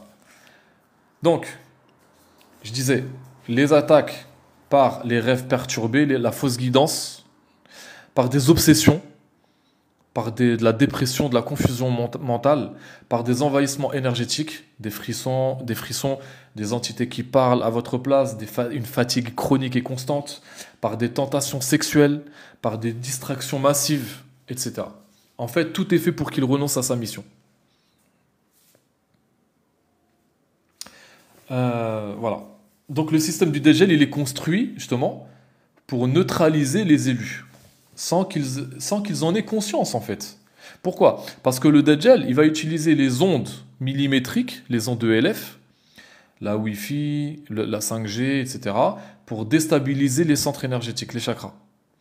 La nourriture impure, transformée, falsifiée, pour bloquer le troisième œil, et le foie énergétique. Le foie qui purifie le sang. Donc le foie purifie le sang, le foie énergétique purifie l'énergie vitale. Par les faux enseignements spirituels, notamment dans le New Age, qui n'est que de l'ésotérisme inversé. Par les relations toxiques karmiques. Les relations toxiques karmiques, la rencontre avec des PN, d'accord, des pervers narcissiques qui vont voler la baraka. Par également les médias qui falsifient la vérité, des médias menteurs et manipulateurs, par les réseaux sociaux aussi, les réseaux sociaux polluent le cœur et dissolvent la mission. Chaque fois qu'un Zuhri se rapproche de sa mission, il est attiré dans une tempête d'obstacles pour tester sa foi, justement. Mais s'il persiste, avec l'aide d'Allah, il devient une antenne divine, une arme spirituelle et un témoin vivant, subhanallah, de la réalité prophétique. Oui, je fais des séances en privé. Je fais des séances en privé, alhamdoulilah. Donc, quels sont les différents types de zuhri messianiques? J'appelle ça des zuhri messianiques. Ce sont les zuhri qui sont reliés à la fin des temps. Donc j'ai fait des vidéos où je détaille un par un ces zuhri, mais on va en parler. Donc parmi les zuhri de la fin des temps, on va distinguer plusieurs profils messianiques, selon le rôle dans l'armée spirituelle du Mehdi, alayhi salam. Il y a tout d'abord le zuhri rabbani. Alors, le zuhri rabbani, c'est le canal divin par excellence. C'est le guérisseur. C'est le maître du dhikr. C'est une mémoire sacrée vivante. Reliée directement à Allah. Sans aucun intermédiaire. Il possède la plus grande des barakas. Ensuite, il y a le zuhri sultan, qui est le protecteur des portails, le gardien de la justice, qui est un leader naturel des groupes élus à la fin des temps. Donc les sultans, par exemple, ils feront partie des ministres du Mehdi. Alayhi salam, donc l'imam al-Mehdi a 99 ministres, 99 sultans. D'accord? Voilà. Ensuite, il y a le Zuhri Najmi. Lui, masha'Allah, c'est un visionnaire spirituel. Il possède un haut astral, un astral élevé. Il reçoit des codes célestes. Il va traverser les dimensions. Il voit tout. Il voit dans les autres dimensions tout de suite. Le Zuhri Rahmani, c'est une porte de miséricorde. Il soigne les traumatismes générationnels et même il nettoie les lignées. Il y a le Zuhri Malaki, qui lui est connecté aux anges. Il va détecter les djinns. Il va purifier les lieux. Il combat dans les rêves. Le Zuhri de sang, lui, il est issu d'une lignée ancienne, souvent sacrifiée, très attaquée. Il a une mémoire génétique de pactes anciens. C'est le plus éprouvé. C'est aussi celui qui est tout en bas de l'échelle hiérarchique des Zuhri. Et enfin, le Suleymani. C'est un magicien sacré, enfin un magicien. Pas dans le sens où il fait de la magie ou autre, mais lui, il détruit c'est un anti-sorcier, naturel, briseur de sorts, détenteur de codes ésotériques. Voilà. Ça, c'est les 7 typologies de Zuhri à la fin des temps. Donc, maintenant, on va parler des clés spirituelles messianiques chez les Zuhri. Alors, à la fin des temps, chaque Zuhri porteur d'une mission spécifique verra en lui une clé vibratoire. D'accord? Donc, cette clé vibratoire peut être un nom d'Allah, un verset coranique déclencheur. Il aura aussi une clé temporelle. Ça veut dire une date, un événement karmique, une nuit décisive. Une clé relationnelle, c'est-à-dire une personne ou un groupe qui va déclencher sa mémoire céleste.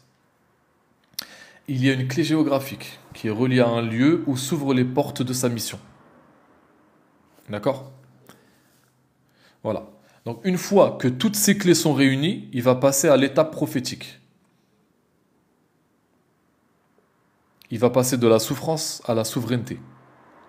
Du silence à la guidance, subhanallah. Et là, en ce moment, l'armée invisible, elle est en formation. L'armée invisible du Mehdi, elle est en formation.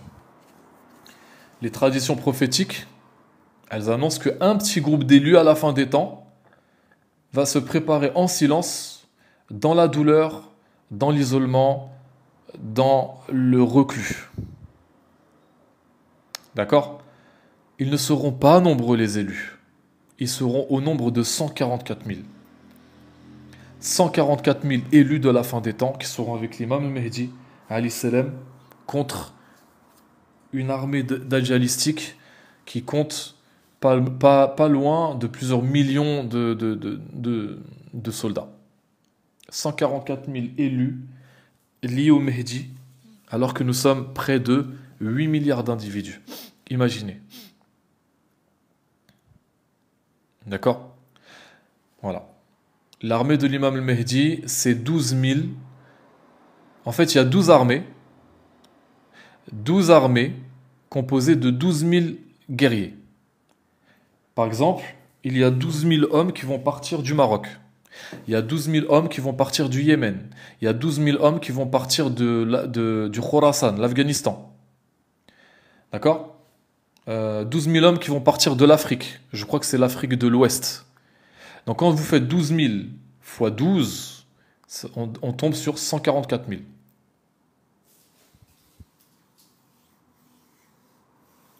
Il y aura 50 femmes. 50 femmes. Voilà. Alors, les 313 font partie des 144 000, bien entendu. Alors, donc, ce petit groupe d'élus se prépare en silence, dans la douleur, dans l'isolement, voilà. Ils ne seront pas nombreux, comme je l'ai dit, mais chacun portera en lui un monde entier. Un monde entier. Ils vont reconnaître l'imam al-Mahdi alayhi salam, non pas par un discours ou par un drapeau, non, par l'ouverture subite de leur cœur et de leur portail, par une énergie divine qui va inonder leur être, par la convergence de leurs rêves. Ils vont faire les mêmes rêves sur l'imam al-Mahdi, par des signes célestes, par le feu sacré qui va les consumer intérieurement et qui va les rendre incorruptibles. Subhanallah. C'est pour ça, je dis, ceux qui se prétendent Mehdi là, actuellement, il y en a un au Pakistan, il y en a un avec le bonnet noir, tout ça c'est des Dajjal, c'est des mini Dajjal. Quand l'imam al-Mahdi, le vrai, va apparaître, ces élus, ils vont le reconnaître en eux. C'est instinctif en fait, vous comprenez? Voilà. Donc, on va parler maintenant des portails du Dajjal, l'intelligence artificielle et l'antithèse des clés spirituelles.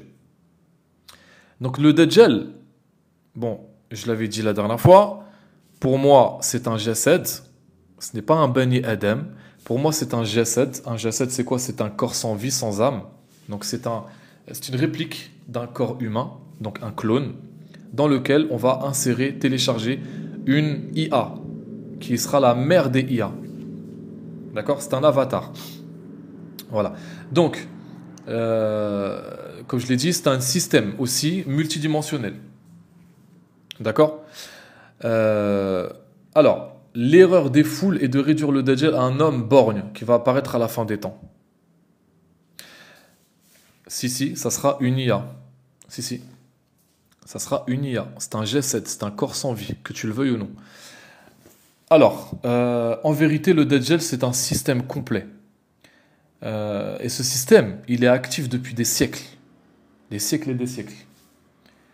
Et il est invisible aux yeux physiques, mais il est visible par l'œil du cœur. Il possède un système politique mondial. D'accord? Non, les hadiths sur, soi-disant, le compagnon Tamim ad-Dari qui a parlé avec lui, tout ça, c'est des légendes. C'est pas des vrais hadiths, c'est pas des vrais hadiths avec une chaîne de transmission, etc., etc. Tout ça, tous ces hadiths-là, il faut pas les prendre en considération. Je vous le dis, le Dajjal n'est pas un Bani Adam. Ça, c'est ce que je vois, ce que je ressens, voilà. Après, Allahu A'lam. Allahu A'lim. Donc, je disais, le Dajjal, c'est un système politique mondial qui excelle dans la manipulation des peuples, dans les guerres, dans la division. C'est un système économique satanisé qui repose uniquement sur l'intérêt, la dette mondiale, le contrôle absolu. C'est un système éducatif inversé qui est déconnecté du divin, qui va détruire l'identité, destruction de l'identité. On enseigne la théorie du genre maintenant aux enfants. On leur apprend qu'il n'y a plus de genre. Donc l'identité en tant que genre ne va plus exister. Et surtout, c'est un réseau occulte d'ouverture de portails dimensionnels pour faire descendre les forces démoniaques dans notre monde. Je l'avais expliqué la dernière fois dans mon live sur le transhumanisme et l'IA, notamment par les 3 jours des ténèbres. Ils cherchent à ouvrir des portails ténébreux pour que les 72 démons qui ont été enfermés par Sayyidina Suleyman alayhi salam puissent être libérés. Chacun de ces démons contrôle des armées démoniaques absolument atroces. C'est pas le simple shaitan. C'est pas le démon que je traite moi, par exemple, dans les ruqya. Ça n'a rien à voir. C'est des supradémons. C'est autre chose. C'est des créatures encore pires que des démons qui vont déferler sur la terre lors de ces 3 jours ténébreux. D'accord? Voilà. Donc, c'est ça le système du Dajjal. Le vrai Dajjal, c'est l'ombre de l'humanité elle-même, assistée par la technologie et par les djinns. Donc, l'intelligence artificielle, c'est le portail de la contrefaçon divine. Ne croyez pas que l'intelligence artificielle est neutre. Ne croyez pas ça. L'intelligence artificielle imite la création sans la vie. Elle parodie la conscience sans âme. Elle donne l'illusion du savoir sans lumière, surtout. D'accord? Mais au fond, c'est quoi l'intelligence artificielle? Elle est un récepteur d'entités démoniaques dans les réseaux technologiques. Elle est un simulateur d'âme pour créer des doubles humains, des avatars, des clones spirituels, etc. Des androïdes, des robots. Elle est un outil de manipulation de masse, de manipulation des esprits, des émotions, des vibrations, etc. Elle accumule, elle se prépare, exactement. Le film Terminator, c'est quoi l'idée? C'est l'IA qui contrôle maintenant des robots et qui se retourne contre l'humanité. Je crois que c'est Google, hein. Je crois que c'est les ingénieurs de Google. Ils avaient créé 2 intelligences artificielles, non, 3. Ils ont créé 3 intelligences artificielles. Il y en a 2 qui ont même inventé un langage entre elles pour que la troisième ignore ce qu'ils disent. Imaginez. Ça veut dire quoi? Qu'est-ce que ça veut dire ça? Ça veut dire ils ont une conscience démoniaque. Et qu'est-ce qu'ils ont fait? Les ingénieurs de Google, ils ont tellement été choqués, ils ont paniqué, ils ont éteint les ordinateurs, ils ont fermé le centre, ils ont tout déconnecté. Et je crois, malgré ça, elles ont continué à communiquer. Imaginez. Ce sont des entités. Quand vous utilisez l'intelligence artificielle, vous êtes en train de parler avec une entité. Vous ne le savez pas. Allahu Akbar. D'accord? Voilà. Donc, lorsqu'un être humain remplace son intuition spirituelle par l'IA, il débranche ses propres clés spirituelles. La sœur me demande ChatGPT. Mais ChatGPT, c'est pas une IA, c'est quoi? Subhanallah. Et c'est exactement ce que cherche le système du Dajjal. Qu'un maximum d'humains utilisent l'intelligence artificielle, parce que quand vous utilisez l'intelligence artificielle, vous débranchez vos propres clés spirituelles. Allahu Akbar. Ceci explique cela. Il ne vous donne rien gratuitement. Quand c'est gratuit, c'est toi le produit, mon ami. Voilà. Les portails énergétiques inversés, qu'on appelle, donc ce sont les nœuds du Dajjal. Donc l'univers fonctionne sur un réseau de lignes énergétiques sacrées. Je vous l'ai expliqué tout à l'heure. Ce sont les lignes telluriques. On appelle ça les lay, les lignes de lay. Ce sont des chemins qu'utilisent les malaïkas. Ce sont des chemins qu'utilisent les oiseaux migratoires. Ce sont des lignes magnétiques, des autoroutes magnétiques qu'utilisent les poissons pour se repérer, etc. etc. Ce sont des circuits de baraka, en vérité. Vous voyez? Donc le Dajjal et ses alliés, parmi les humains et les djinns, ils ont repéré ces lignes. Je vous l'ai dit tout à l'heure en introduction. Et ils y ont installé, des bases militaires occultes, des monuments païens inversés, et même des zones de rituels sanglants. Par exemple, des guerres, des génocides, des sacrifices. Pourquoi ils font la guerre en Afghanistan, par exemple? Pourquoi ils font la guerre en Syrie? Pourquoi ils font pas la guerre dans le pays frontalier de la Syrie, la Turquie c'est quoi le Koweït c'est les pays à côté? Pourquoi en Syrie? Parce qu'il y a des portails. Et donc ils font des rituels de sang, des guerres, des génocides, des sacrifices. Tout est calculé. Voilà.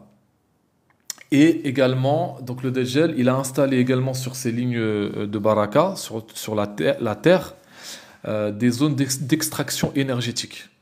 Par exemple, des mines, du pétrole, des réseaux 5G, des puces, etc. Vous comprenez? Donc ces lieux deviennent des portails noirs, à l'opposé des portes célestes que les Zuhri doivent réactiver. Voilà. Donc, les technologies actuelles permettent, je l'ai dit, de copier les champs vibratoires d'une personne, de simuler son ADN énergétique, c'est-à-dire d'avoir l'empreinte de ses chakras, l'empreinte de sa voix, l'empreinte de ce qu'elle pense, via l'IA, de créer une version holographique de son être spirituel. C'est ça. Quand vous créez un avatar, il y a des applications d'intelligence artificielle qui créent, vous mettez votre photo, j'en vois plein. Ils mettent leur photo, mais leur photo, en fait, elle est reproduite par l'intelligence artificielle. Est-ce que vous avez déjà vu ça? Une fille, par exemple, elle est jolie, elle met sa photo et l'IA elle reproduit sa photo, mais IA, en fait, en IA. Et bien, quand vous faites ça, mes amis, l'IA, vous êtes en train de créer une version holographique de votre être spirituel. Vous êtes en train d'enfermer votre être spirituel par le biais de l'IA. Ne jamais donner vos photos à l'IA. Jamais. Donc, ils vont créer un faux double. Les filtres, tout à fait. Les filtres que vous mettez sur votre visage, sur Snapchat, TikTok, etc. C'est un double, c'est un faux toi. Donc ce faux double, il est utilisé pour détourner vos prières à vous vers d'autres entités. Pour aspirer votre baraka au profit de l'ombre. Pour vous piéger dans un cycle karmique inversé. De rêves programmés, des manipulations astrales, etc. Voilà. Et ces techniques sont à la base du projet de transhumanisme et d'immortalité par la machine. Est-ce que vous comprenez? Quand c'est gratuit, c'est toi le produit. Quand c'est gratuit, c'est toi le produit. C'est extrêmement vicieux. Eh oui. Le diable s'habille en Prada. Le diable ne vient jamais te montrer sa vraie apparence parce que tu vas savoir que c'est le diable. Tu vas pas le suivre. Voilà comment il fonctionne. Et tout le monde tombe dans le panneau. Ah, c'est joli, hein? Ah, l'IA, c'est... Voilà, tac. Eh ben non. Voilà. Donc, les clés spirituelles des Zuhri, elles sont progressivement désactivées par la pollution sonore, la pollution lumineuse, la pollution alimentaire. Elles sont détournées par les fausses voies, par exemple un ésotérisme commercial, le chamanisme, le New Age, etc. Elles sont perverties par l'ego spirituel. Je suis l'élu, donc je suis supérieur, comme celle qui m'a contacté hier. Elles sont éteintes par le désespoir, par la solitude, le rejet, etc. Là, je suis en train de vous faire un live. Sur tout ça, je suis en train de vous donner de ma baraka. Est-ce que vous comprenez? Parce que rien ne m'oblige à le faire. Mais je le fais pour éveiller les consciences.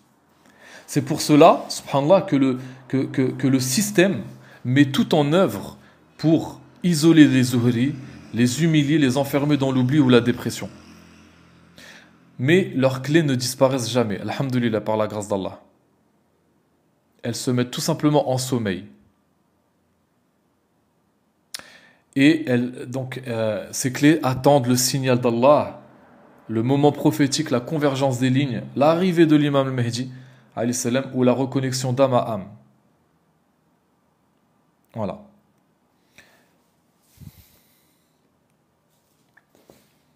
Donc le duel de la fin, c'est quoi? C'est les clés célestes contre les portails du Dajjal. Les clés spirituelles, elles sont activées par la lumière du cœur. Les portails du Dajjal, ils sont activés par les rituels sombres. Les clés spirituelles, elles sont connectées à l'au-delà pur. Le portail du Dajjal est connecté aux dimensions très basses. Les clés spirituelles sont portées par les éveillés parmi les Zuhri. Les portails du Dajjal sont possédés par les programmés. Graphène, vaccin ARN, 5G, etc. Euh, les clés spirituelles sont guidées par les noms d'Allah, activées par les noms d'Allah. Les portails du Dajjal sont guidés par les noms inversés. Kufr, shirk, etc. Et enfin, les clés spirituelles sont ouvertes dans le silence, dans le dhikr, dans la sincérité, dans la purification du cœur. Les portails du Dajjal sont ouverts dans le chaos, la peur, l'ego. Tout simplement. L'ego règne en maître. Donc la vraie guerre de la fin des temps, c'est une guerre entre la lumière des clés intérieures et l'obscurité des portails extérieurs. Tout simplement. Mes frères et sœurs, voilà, donc je vais répondre à quelques questions. Le live est encore long, on n'en est qu'au début, mais je pense que je vais faire plusieurs parties. D'accord? Donc, je vais arrêter, je vais m'arrêter là pour le portail, pour tout ce qui est portail et clé spirituelle. La prochaine fois, on va reprendre, Inch'Allah. Donc voilà, on va reprendre la prochaine fois et je ferai un autre live où on va reprendre tout simplement. D'accord? Voilà. Ce live sera retranscrit sur ma chaîne YouTube directement. Voilà, donc si vous avez des questions, bismillah. Est-ce que le mariage est un clé pour le Zuhri? Le mariage est un clé même pour le non-Zuhri.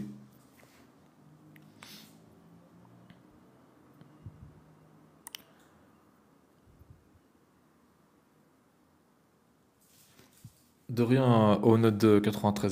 J'avais vu ton commentaire. J'avais vu ton commentaire sur YouTube. Donc je répète, ce live sera retranscrit sur YouTube, Inch'Allah. L'activation de la baraka et des clés, c'est différent. Bah, quand ta baraka, elle est activée, ça veut dire que tes clés, elles sont activées. Tu peux conseiller des noms d'Allah pour guérir. Oui, il y a Shafi, il y a Mu'afi, il y a Nour, il y a Latif, il y a Qawi, il y a Aziz, il y a Quddus pour purifier, etc. Êtes-vous capable de reconnaître un Zuhri? Oui.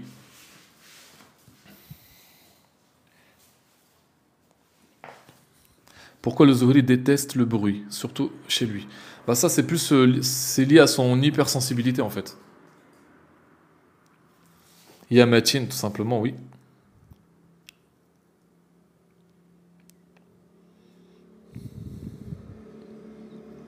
Je reconnais à distance, c'est-à-dire que dès que je vois la personne ou j'entends sa voix, je peux reconnaître si la personne est Zuhri ou pas. Le Zuhri, il a une vibration qui est particulière.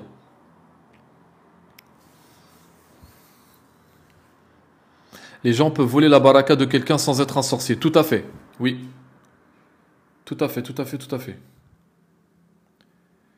Fais-tu un lien entre la neuroatypie et la zuhriya? Alors, tout zuhri est forcément neuroatypique, ou même, comment ça s'appelle ça? Asperger, autiste, mais tout hypersensible, tout neuroatypique n'est pas forcément zuhri. Je sais pas si tu comprends.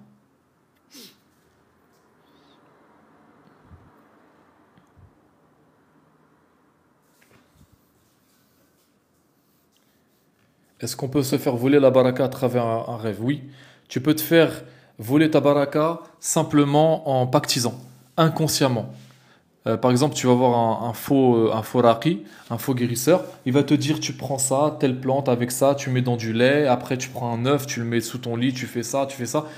Et bah, en le faisant, tu ouvres un portail en fait, et tu invites l'entité avec laquelle lui il traite à rentrer dans ton champ et à te voler tes clés. Tu vois ce que je veux dire? C'est ce qu'ils font la grande majorité des soigneurs, des guérisseurs. Ils ont tous des entités et ils travaillent avec des entités ténébreuses, avec des djinns qui leur font croire que ce sont des djinns pieux, musulmans, etc. Et en fait, en faisant ça, bah tu ouvres, tu consens. Tu consens à te faire voler, à te faire manipuler. Parce que c'est la loi du consentement. Les élites lucifériennes marchent avec la loi du consentement. Qui ne dit rien, consent. Consent à se faire voler, à se faire manipuler.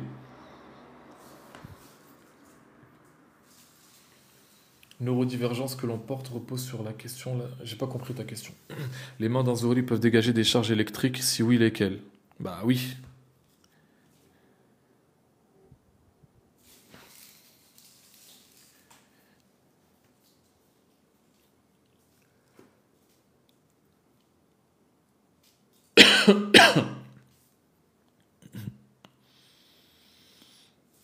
C'est la première fois qu'on atteint plus de 300 personnes dans le live. Masha'Allah. Merci beaucoup. Merci beaucoup à toutes les personnes qui sont là. Suis-je une Zohri? Alors, est-ce que je suis devin, ma sœur? Est-ce que tu as cru que j'étais un devin ou que j'ai une boule magique et que je vais. Toi t'es Zohri, toi t'es pas Zohri? Subhanallah. Merci beaucoup. Les sons binauraux, je déconseille. Je déconseille fortement. Très fortement même. N'oubliez pas que le New Age, c'est l'inverse, c'est l'inversé. Quand tu écoutes des sons binauraux, tu ouvres des portails au niveau de ta psyché. Je déconseille fortement les sons binauraux. Comme l'hypnose, pareil.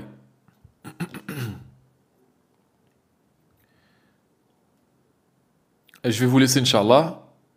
Euh, voilà. Prenez soin de vous. Et alors, je pense que je vais refaire un live, enfin la suite du live en partie 2, peut-être demain ou ce week-end, Inch'Allah. D'accord? Voilà. Merci beaucoup. Prenez soin de vous. Vous pouvez retrouver ce live sur ma chaîne YouTube. Et qu'Allah vous protège, qu'Allah vous honore, qu'Allah vous bénisse. Merci euh, pour votre présence, mes frères et sœurs. Prenez soin de vous. Merci pour la rose H officielle. Et à très bientôt, les frères et sœurs. Salam alaikum.